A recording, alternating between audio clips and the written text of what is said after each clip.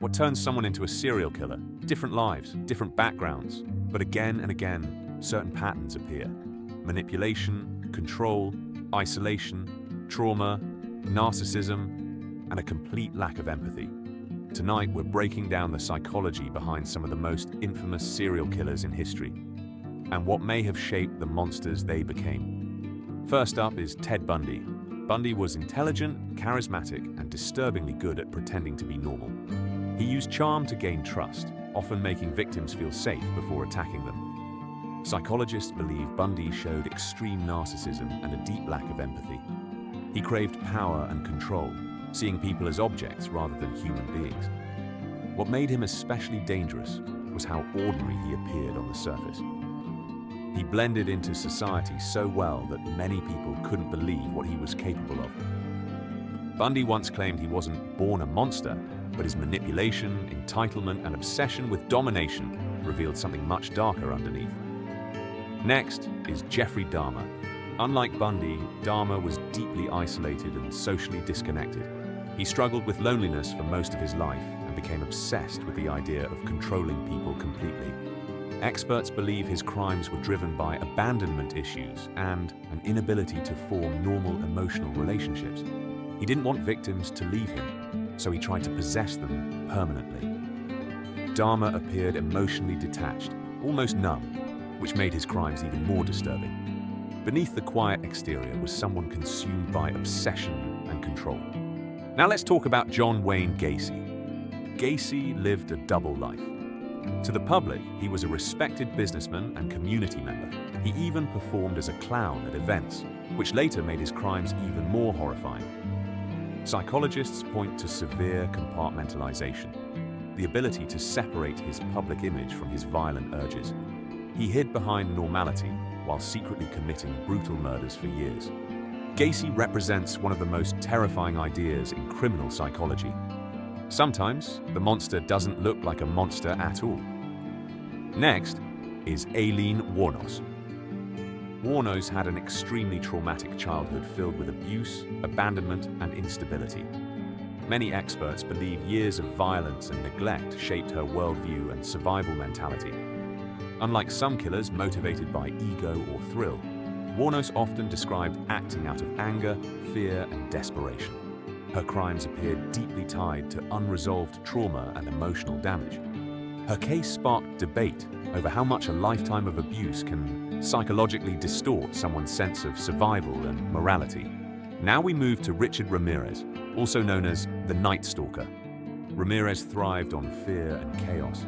He enjoyed terrorizing victims and seemed obsessed with power, violence, and attention. Investigators noted signs of sadism, meaning he took pleasure in the suffering of others.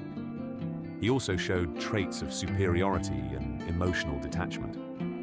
His violent fantasies became central to his identity, and over time, the line between fantasy and reality completely disappeared. Next is Dennis Rader, the BTK killer. Rader lived what looked like a completely normal suburban life. He was a husband, father, and church member, while secretly committing murders in the shadows. The nickname BTK stood for Bind, Torture, Kill, revealing the control-driven nature of his crimes. Experts believe he craved dominance and emotional power over victims.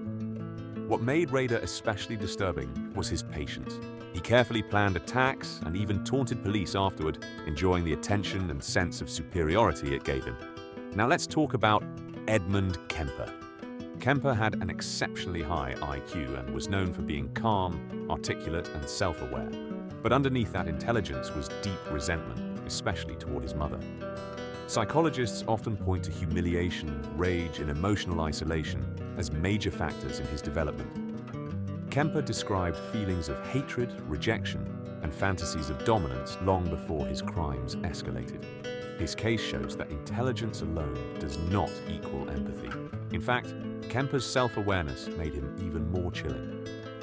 Next is Gary Ridgway, the Green River Killer. Ridgway blended into society so well that he appeared almost invisible. Co-workers and neighbors described him as quiet and ordinary. But internally, he viewed many victims as objects rather than people. Experts believe he killed to satisfy fantasies of control and dominance while maintaining a completely normal appearance in public. His ability to hide in plain sight for years demonstrates how dangerous emotional detachment and compulsive behavior can become when left unchecked. Now we have Henry Lee Lucas. Lucas came from a background filled with severe abuse, neglect, and instability. Over time, he became known not only for murder, but also for manipulation and false confessions.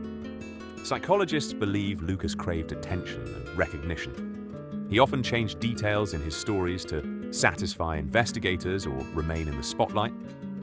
His case blurred the line between truth and performance, showing how some killers are driven not just by violence, but by a desperate need for significance. Next is David Berkowitz, the son of Sam Killer. Berkowitz felt isolated, rejected, and emotionally disconnected from society. He later claimed a demon speaking through a dog ordered him to kill. Experts debate whether his statements reflected genuine delusion, manipulation, or a combination of both. But many agree he struggled with paranoia, anger, and an intense desire for attention and validation. His crimes created mass fear and media hysteria, which may have reinforced his sense of power and identity. Finally, Albert DeSalvo, known as the Boston Strangler. DeSalvo showed signs of deep psychological instability and a powerful need for recognition. Experts believe his crimes were tied to fantasies of control, dominance, and personal significance. He appeared obsessed with being noticed and remembered, using violence as a way to feel powerful and important. His case remains controversial in some areas, but psychologically, it reflects a recurring theme seen across many killers: the desire to overpower others in order to escape feelings of weakness or insignificance. Different stories, different personalities, different lives, but across many of these cases, the same patterns continue to appear. A lack of empathy, a desire for control, hidden identities, distorted thinking. The human mind is incredibly complex, and sometimes the darkest monsters are the ones who look the most ordinary.